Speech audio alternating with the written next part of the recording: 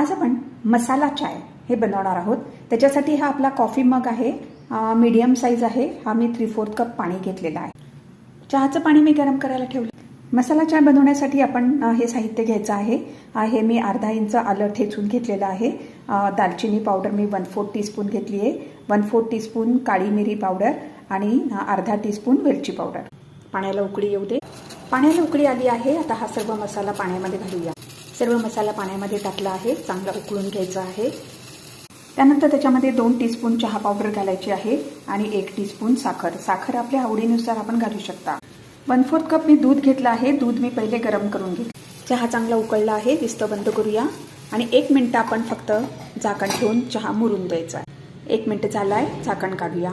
आता ह्याच्यामध्ये आपण गरम दूध घातलेलं आहे। आता चहा आपण गाळून घेऊया। वाव, हे बघा आपला हा गरमागरम मसाला टी आता रेडी आहे।